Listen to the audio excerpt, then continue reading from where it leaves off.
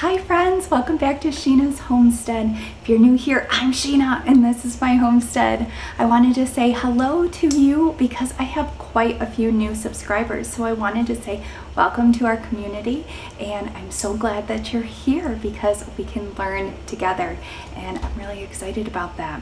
So we are coming up on almost 1 year, our 1 year anniversary of this channel and this vision that I had for us as a community, and I'm just so happy with the way things are going, and I appreciate each and every one of you and all of your comments, and it just means a lot to me, and I think it's great that we're learning together. Every single one of your comments about learning something new just brings me to a whole new level of wanting to bring you more information and helping you get to where you want to be in your self-sufficient journey. But I have something very special that I want to share with you. This is something I have been doing for the last month, and when I say something, it's literally all I've been doing. I have learned to can, and I did do a little bit of that in my past, but this year was going to be the year that I wanted to preserve as much food as possible.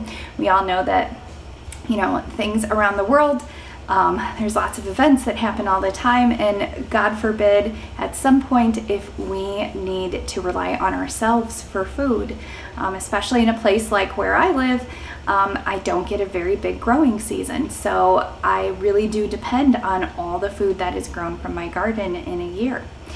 So I wanted to learn how to preserve it in every way possible, and I want to show you what I've been working on. So come a little closer. Okay, that's better.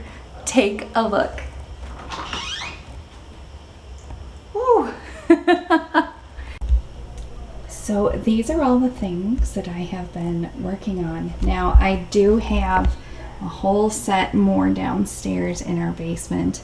Lots of tomato soup down there, and a lot of applesauce too, because as you saw in our video, we were gifted with a lot of apples and we were blessed with a lot of apples from our orchard. So I did make quite a lot of applesauce, but let me show you some of the things that are here.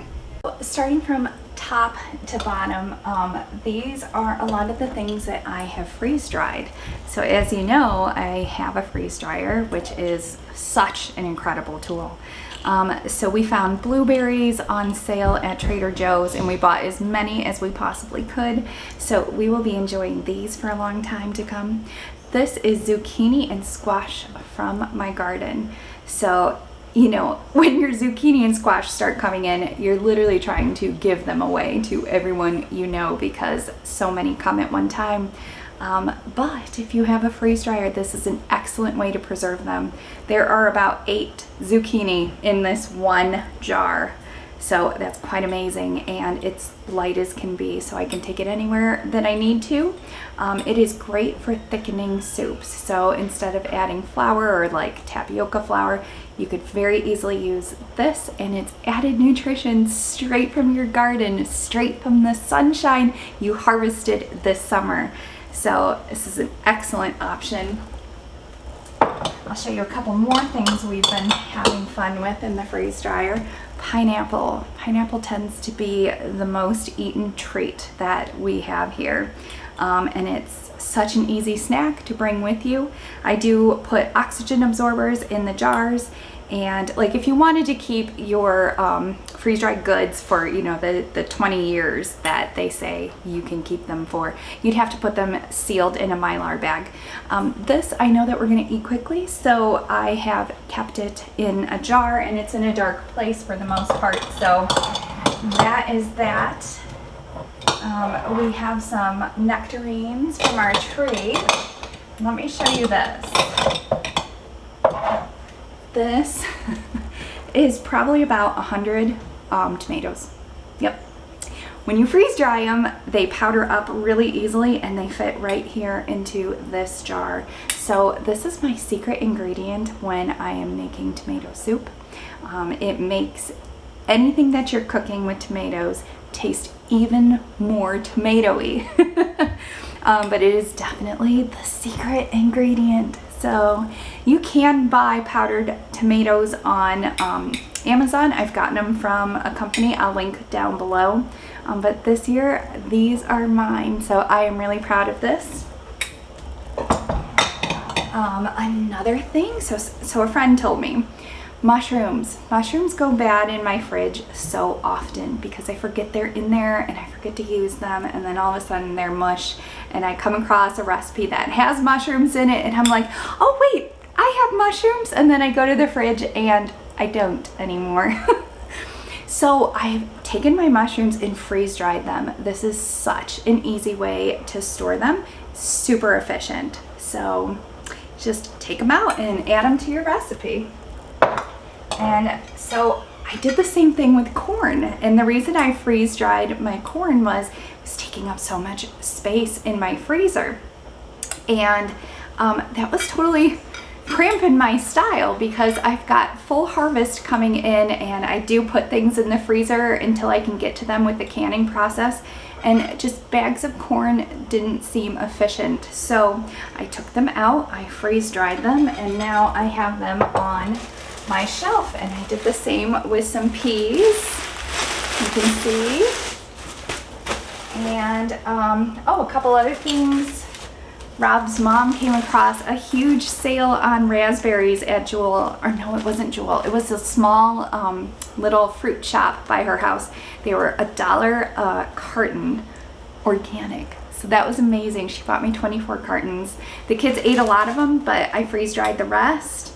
And these are blackberries from our garden, so it'll be so easy for me in the winter time. I can take these out and add them to a smoothie, or you can even add them just to your own water cup and get some nutrients from your summertime harvest. So that is a really neat way to be able to preserve for yourself. But on to our canning.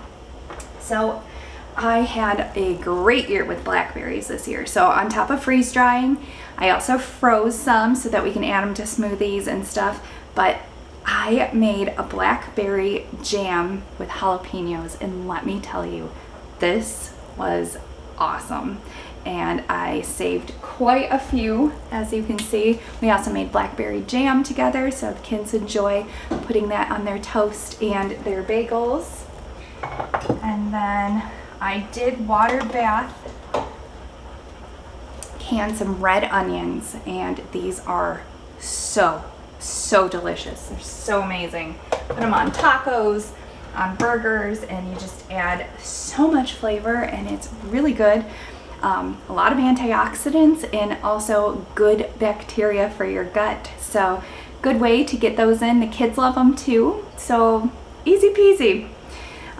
This is my tomato soup base. So this is skins and seeds all blended up, put in here, water bath canned, ready to go.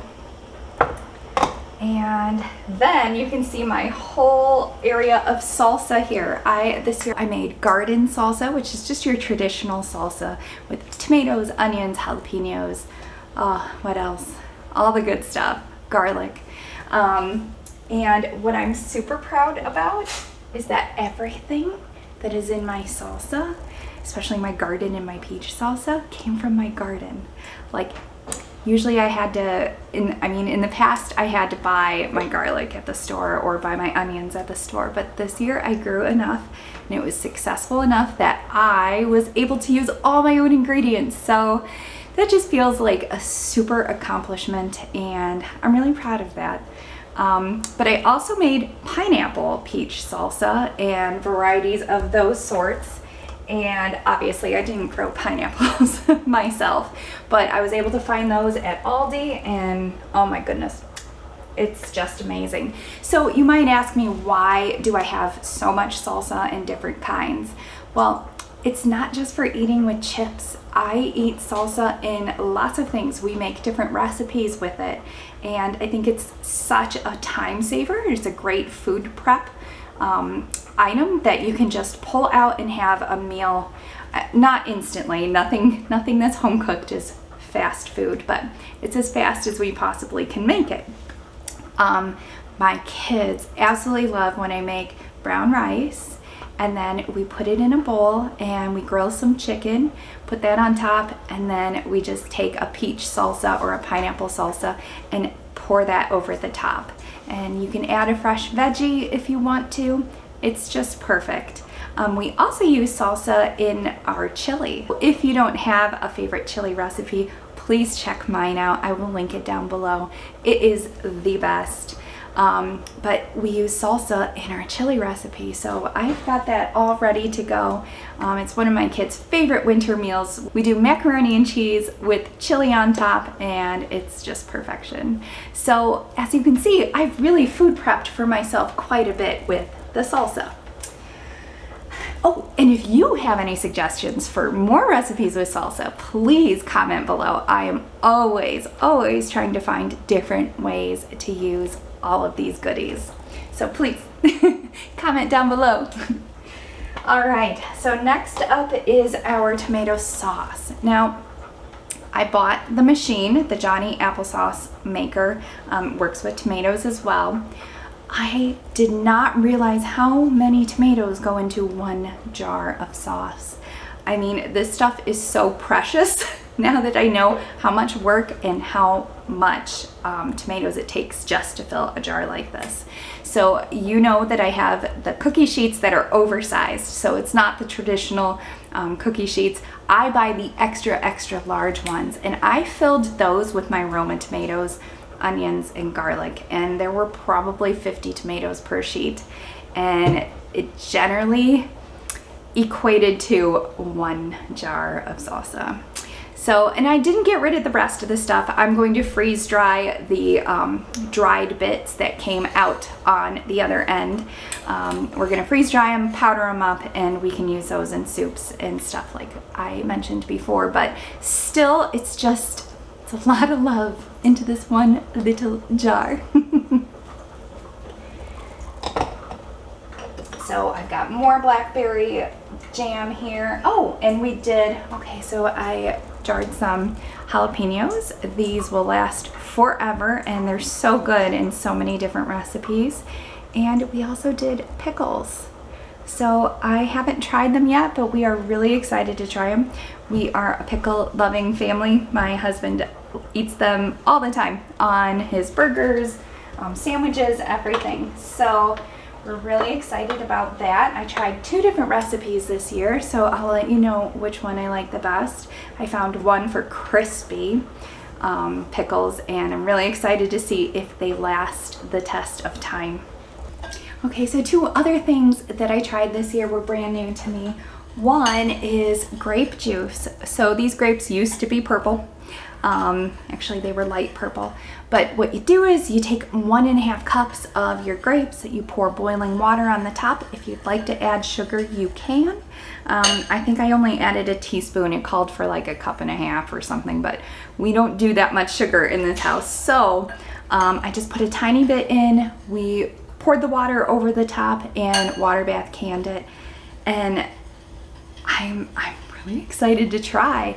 It says it'll be ready in 3 months, so it'll be perfect timing. It'll be cold and flu season. We'll eat up all those, or I should say drink up all those yummy antioxidants. And then another thing I did this year was water bath canned apple pie filling. And my goodness, Rob wants me to enter in the county fair next year because he says it's the best he's ever had, and he is an apple pie connoisseur. So I don't know. He might be a little biased though, so we'll see if I get to that point. But this stuff has been wonderful. It's great for gift giving. My parents love my apple pie, but I'm not always around to make it for them. So I'm able to gift them this, and my mom can pour it out into a pie shell, and she's got my love right to her very quickly. So this has been great. We've been using it ourselves too, and as a dessert, I mean, you can't really get much better than that. These are apples grown from our very own tree, and they taste amazing, and they're just preserved in time right here. So as you can see, I've been hard at work, and like I said, I have boxes more of food downstairs. So we're doing the best that we can to make sure we use up every single ounce of the food that we are growing here on our little farm. And just learning new tasks which keep us alive and young and happy and whole. So I hope that you are exploring more into this area of self-reliance and just feeling how good it feels to, you know, use your brain in a different way, make things, do things that maybe our great-grandmothers used to do. And you know, those skill sets are dying. They're not around as much as they used to be. And I think that a lot of people think canning and things like that can be scary, but don't be afraid, because we can follow along together and learn the ways of the past, the way people used to eat for hundreds of years. So I hope that you keep coming back to see me and to continue on this journey that we have started together. And I'd love to hear about the progress that you guys are having at home. Let me know how your gardens went this year.